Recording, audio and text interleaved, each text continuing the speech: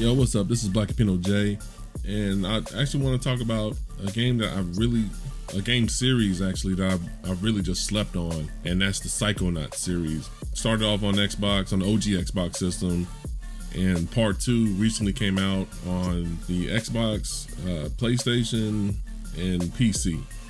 And I'm gonna tell you straight off the bat, this game is pretty dope. I'm actually mad at myself that I hadn't played the first one on the OG Xbox, and that was mainly because back then I was really into like shooting games and sports games and what have you, so it wasn't really on my radar at the time. But playing this game really showed me that this is a genre. The 3D platformer genre is something that Xbox really needed under its belt in the portfolio. And Double Fine and Tim Schafer, they knocked this one out the park, because this one, I would say, the best game I played on Xbox so far.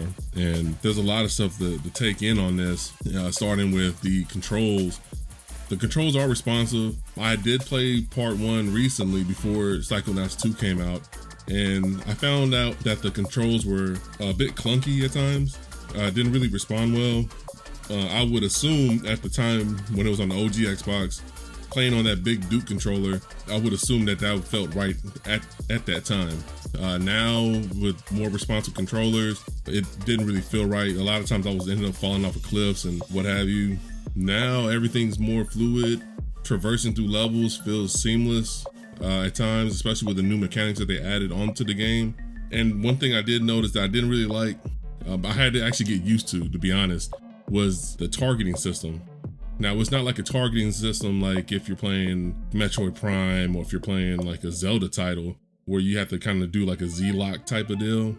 On Psychonauts 2, you actually have to click on the right stick to find a target, and then you use the right stick to kind of pick and choose to another target. I wasn't really used to that, so I found myself struggling at times with the targeting system, but that's just me. But with the combat was actually pretty good. If you're trying to just do like your normal like punch an enemy till they're down, you're gonna find yourself having a hard time. A lot of times when I try to fight some of these enemies, it was like I was playing Sekiro, Shadows Die Twice or something, because like some of these enemies are tougher. So you would have to use your abilities, such as like the Side Blast, where you shoot out like a mental psychic blast at your enemies. Pyrokinesis was pretty dope, and that was like in part 1 as well, where you can light stuff on fire with your mind. And the levitation was pretty cool too. In Psychonauts 2, they actually added some new abilities such as mental connection. To sum up mental connection, man, it was like a grapple shot or hook shot. I mean, like on Zelda.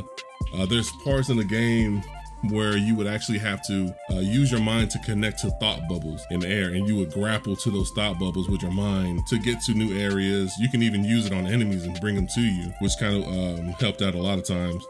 And my favorite ability, which looks the coolest, honestly, is the time control, where you slow things down with your mind. The effects on it is pretty dope. You shoot out like a bubble that when it bursts in that general area, anything that's moving fast or just moving in general will be slowed down. Kind of think of it like Quicksilver in like the Fox X-Men movies, when everybody's moving slow but he's the only one moving normal. It's something like that. I thought it was pretty dope. Another thing that I liked about this game as well was the story. Part 1 story was good too. I didn't complete part 1 because I wasn't really connecting with the controls or what have you, so I kind of stopped playing that game, which I'm actually enticed to play more and actually beat part 1 like I did part 2. But with the story, it's very fun, it's interesting, and there are parts that are just straight up funny about it. Tim Schafer, I think he's written Psychonauts 2, and the humor that Tim Schafer is known for, it's still there, and nothing's lost. Also, Jack Black is featured as a character. He's one of the OG Psychonauts that you'll end up meeting in the game. And I thought I heard his voice and it sounded familiar. And then when I was looking through the credits, I did notice it was him. But what really tipped me off about it was that there's a song that he plays and it's dope as hell. And it's some straight up Tenacious D vibes mixed with a little bit of Beatles kind of deal. But it was pretty dope, man. I really enjoyed it. And Elijah Wood is actually in this game too. He actually plays a mailroom clerk that has a pretty significant role. And that was another thing. I didn't realize it was him until I was like going through the credits after I beat the game. But all in all, man, this the story is pretty dope. There's 2 storylines in here that's running at the same time, kind of parallel to each other. One is you're trying to figure out at the end of part 1, because the game actually takes place days after part 1. I want to say maybe even a day or two after part 1, and you find out that the main person that you were going against, Dr. Lobato, he was actually taking orders from a higher power named Maligula. They'll tell you who Maligula is, and that's like one of the first enemies that the Psychonauts had to fight back in the day or what have you. But that threat has come back, and you got to see how was Maligula connected, because supposedly that character had died. The other story that runs parallel to the Maligula storyline is there's a mole within the Psychonauts, and you have to figure out who is the mole and what is their connection to the whole Maligula deal. And the way that you find these clues and traverse to these levels, the main ability that the main character Rasputin Aquato, the main ability that he has is astral projection. Think like Doctor Strange, like his outer body type of deal. Well, he will throw his astral projection into whoever's brain that he's trying to get into to find the clues needed to solve the mysteries. And going in brains, because each level is a brain. When you go into these brains, you are not only finding the clues that piece the stories together, but you're also helping that individual, because each person that you're in contact with, they're dealing with some kind of personal struggle or a mental health deal or mental health issue that they're struggling with, whether it's addiction or they're dealing with grief and loss of a loved one, or just straight up fear.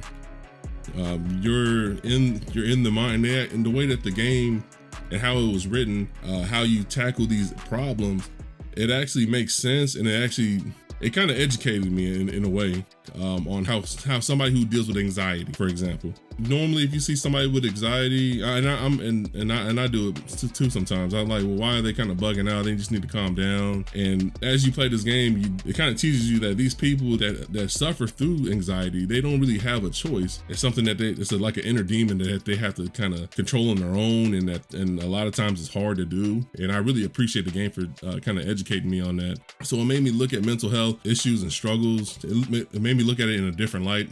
I am a big supporter of mental health and letting people get the help that they need to address those issues. But this game actually really did illustrate for me why that's so important. But yeah, in a nutshell, man, that's how I feel about this game. I would definitely recommend this to anybody, whether you're a PlayStation player, a PC player, or an Xbox player. If you're on Game Pass, it comes with part of your subscription with Game Pass Ultimate. Play this game, man. It's dope as hell. It's fun. And this would be my game of the year choice, unless something else comes up and tells me otherwise, man. But be sure to check it out. If you like this video, be sure to check out my homeboy B Scribs. He actually put out a Call of Duty Vanguard, Champion Hill Alpha. It was exclusive to PlayStation 5. That lucky bastard got to play that, and Champion Hill looks dope as hell. So give that a look. And also check out the other videos that we did for Halo's multiplayer technical preview, 12 minutes, The Ascent, even like our movie reviews or what have you. Be sure to check that out on the channel.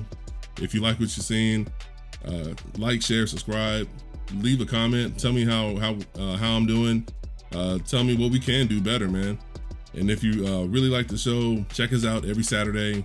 We actually go live around 2 Central, and that's our main podcast, The Unintelligent Graduates, and you can check that every Saturday. So this is Black Capino J, Salamat, and I'll catch you on the next one.